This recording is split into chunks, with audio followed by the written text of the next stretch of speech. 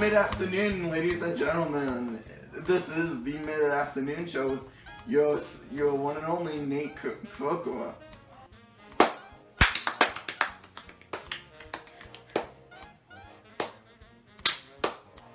Now, this is going to be a book special. We're going to have 3 different authors come on and talk about their books. The authors are going to be John Green, Andrew Smith, and Chaim Potok. And they're going to all talk about their own books. It's going to be a very fun time, so stay tuned. You can find his book, Winger, in bookstores everywhere. Please welcome Andrew Smith. Oh my god! Who's Andrew Smith? What? You're telling me you don't know Andrew Smith? No. So, how are you doing on this fine afternoon, Andrew Smith? I'm doing great. How about you? Alright. Just gotta do this show and then I'm out again. Can sleep and rest. So, now this is very, how should I put it? Finally, kind of a little more edgier book. Yeah. Is that because he's in high school? Is it kind of like match? Well, it's kind of his transition into adulthood. So I kind of put more adult topics in it. And then, please explain this cover. Well, it shows how Ryan Dean, The main character. the main character, is he's kind of struggling in high school because he is only 14 and he's a junior, so that puts him 2 years behind everybody. And he is. So he's like a whiz kid, like kind of smart. Yeah, he's pretty smart, and he is kind of getting into fights a lot. Hence the bloody nose. Yeah, and then the stitches by his eyes. Yeah. So very interesting. So I have some fan-submitted questions. It's like some of these fans' handwriting is pretty bad. Can you give us a brief summary of Winger, and please avoid spoilers because this is a national broadcast. Well, it's Ryan Dean, and he's already been at the school, which is in Oregon, and he's been there for 2 years, and he is only 14, and so he's 2 years younger than everybody else, and he's put into O Hall, which is Opportunity Hall, because he did some bad things. He stole a phone, so he had to go there with other kids like him, and he's rooming with this bully, kind of, who he later becomes friends with, Chaz Becker. He's also on the rugby team, which Ryan Dean is on the rugby team. So this is set in not America, honestly. It's in America. Oh, really? Yeah, it's in Oregon. Rugby? Yeah. Oh. Yeah, it's a private school. I'm sorry, I'm not familiar with my sports and the nationalities. Yeah. Okay. Wow, I didn't know that. So second question. What group of people would this book appeal to? Well, I set it more to a teenager, high school point of view. Because, And wait, it's a private school, right? Yeah. So is it like an all boys? No, it's a private school for kids who are struggling with obedience. Is there a romance that ever blossomed? Yeah, Ryan Dean, one of the main struggles in the book is his best friend, Annie, is 16 and he wants her to think of him less as a kid and more of a young adult. Okay. Now moving on,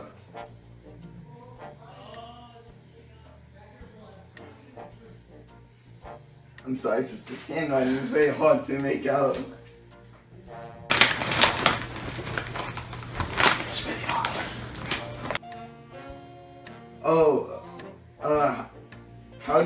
What was your inspiration for when writing this book? Well, I draw it off my years in high school, and I use some of that, and also I used some of like what I thought high school would be like at Pine Mountain, which is their high school. Mm-hmm. So that's kind of what I got my inspiration from. Would you want to see a movie adaptation of this book? Yeah, I think I would. It would be.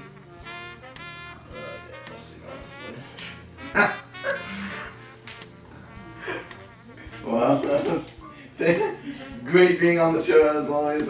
Thank you very much. Thank you very much. And stay tuned for our next guest. This author's book, The Chosen, was a finalist for the National Book Award. Please welcome Chaim Potok. Oh my lord, I love Chaim Potok.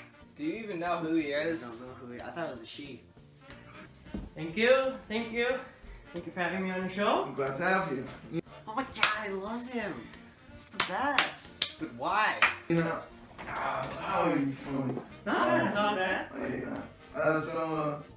This book, The Chosen, let's talk about it. And it has a lot of claim for it, so let me read you one of the quotes.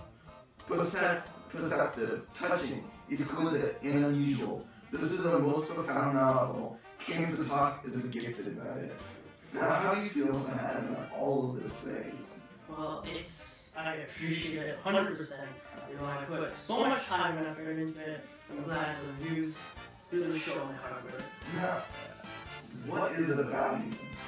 The book The Chosen is about two boys named Reuben and Danny. They both grew up in Williamsburg, New York. They are both from two different opposing Jewish sects.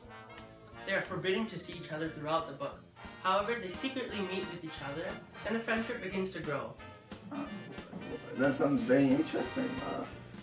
Now, on the cover, on this cover, he has like glasses with books. So is he like an academic? Is he very like smart? That's very interesting. This is of the main character, Reuben. He's a very academic-driven child, whereas his best friend is not really that academic. And does the book focus on mainly the friendship, or does it focus on some other aspects about them? It's also on the other aspects. Their fathers are both big in the Jewish communities, and their fathers play a big role in their lives. It's kind of more about like father and son. Father and son, and how their father influences their son's decisions. And what about the mother? Like, let's get the mother. The main character Reuben's mother died when he was very young, and Danny's mother wasn't really included that much in the story. Oh, okay. So she plays a minor role. I see. Now, would you want this book to be a movie? Well, I gotta tell you, I don't know for sure. If they include the right aspects of the story, I think it would be a good movie. But do you think text really affects how it? Yeah. For it to be a good movie, the father's expressions in their speeches have to be really thorough.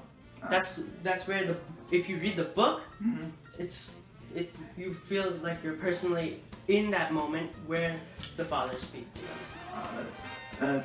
So that's a kind of good writing from yourself. Thank you. Okay, now we have some fan-submitted questions. Okay. That this audience submitted. So I'm gonna get it out on this iPhone. Let's get it open. So, how did your personal life influence this novel? I too, like the main character Reuben, grew up in Williamsburg, New York. During World War II, I was not allowed to see or be associated with the opposing Jewish sects like Reuben. I was not allowed to have friends from the opposing Jewish sect. It's almost like an autobiography, like. Yes, it incorporates a lot of my personal life and my personal experiences in this book. That's very interesting. So were you like more academically driven? I too originally thought I would become a rabbi. My parents always wanted me to pursue that area, but I knew that from the beginning that writing was my passion. That's very, very good. Now, thank you for being on the show, and Thank you for having me. yeah, well, Thank you. this author is a bestseller for his books like Fallen on Star and his latest books, Turtles All the Way Down. And please welcome John Green. Oh my God, John Green is my favorite author. Oh my god, yes, he's got that green mustache, you know. Yeah. Oh wait, he doesn't. Oh, oh wait, no, he definitely doesn't. Okay, oh, now I'm sad. Oh, John. Hello, how are you? I'm doing good. How are you on this fine evening? I'm very good. Are you sure? No. I feel the same way. Now, this book has won a lot of awards. It's a #1 New York Times bestseller, a #1 Wall Street Journal bestseller, a #1 USA Today bestseller, a #1 international bestseller. It's won the Michael Prince Award. It also won the Michael Prince Honor. It's a Los Angeles Times Book Prize finalist. It's in NPR's 100 Best Ever Teen Novels. Alright, it's a good book. Let's get on with the talk show. I'm sorry, John Green, but it's just people love this book. Even Bill Gates wrote a review. His daughter loves the book. So, what is this book about? It's a great book. So this is a book about an OCD and anxiety having girl named Azza, and her childhood friend Davis, his father, goes missing. So Azza and her best friend Daisy, along with the help of Davis, try and find out what happened to his dad. So this is the book of her adventures through this, her friendships, her relationships, and how she deals with having anxiety and OCD. Now, common cliche for your novels is that it always involves romance. So, is there a romance between Azza and Davis? You could say that. I won't spoil too much, but Oh, I'm sorry. there's something. Well, so, can you please explain to me what this cover is? Or even what the title is, because it seems to have nothing to do with what you just described. So, as you can see here on the title, there is a spiral going down, Mm-hmm. and that is symbolic of Azza's what she calls thought spirals. What happens is she'll think of something, say, I would eat this pizza. But that will spiral into, what if it's poisoned? What bacteria is in here? Who's touched it? What's in it? So it's And like so dominoes. It's just kind of a domino effect, and it spirals out of control. But the book title, Turtles All the Way Down, it's kind of like that, except it's thoughts all the way down. The Oh, philosophy of Turtles All the Way Down is that the Earth is a flat plane on top of turtles, and turtle, another turtle, and it's just turtles all the way down. Well, what a title. It's also very catchy, I would say. It's Oh very, yes, it rolls off the tongue. Turtles all the way down.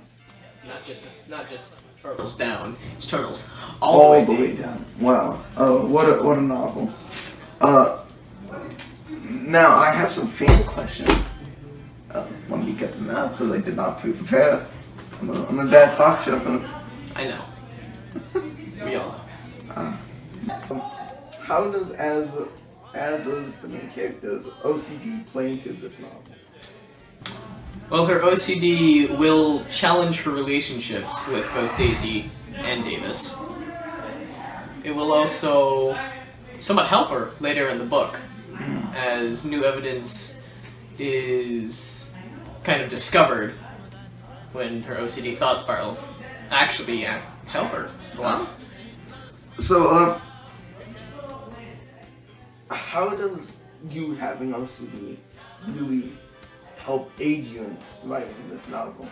Well, it can kind of depict, what's actually happening, because if I did not have OCD, then it wouldn't portray as realistically. It'd almost be like a fake OCD. Yeah. Yeah. Okay, I believe there's a scene where Azza, the main character, takes hand sanitizer and drinks it. How What were you thinking when you wrote that? Do you want the spoiler-free version, or do you want the spoiler version? Spoiler free, please. It is national television. Well, during that, she is challenging her relationship with a certain young man. And while she's doing that, she does the whole, she does the kissy. And as her thought spiral out of control, she thinks, what kind of bacteria just transferred from his mouth to mine? And so, while thinking that, her thought spirals are going out of control. She thinks, wait, hand sanitizer kills bacteria.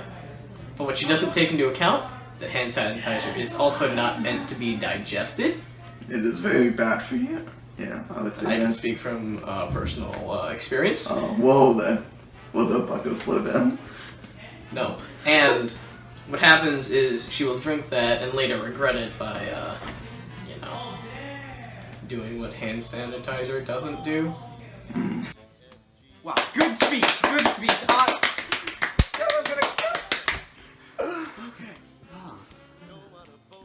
No, would you want this novel to become a movie? I think it would be a very good movie adaptation. Like, is there anything different from making it a book? How you write it, does that change? Like, can it be adapted? Like, this is what I'm trying to say. Certainly, I think many books can be made into movies. However, some of them Would be good adaptation. Some of them would be less fit for the big screen. But I believe that this book, Turtle All the Way Down, would be perfect for a movie such as The Fault in Our Stars. Hopefully it becomes a movie. Thank you to John Green for joining us. Good man, good man.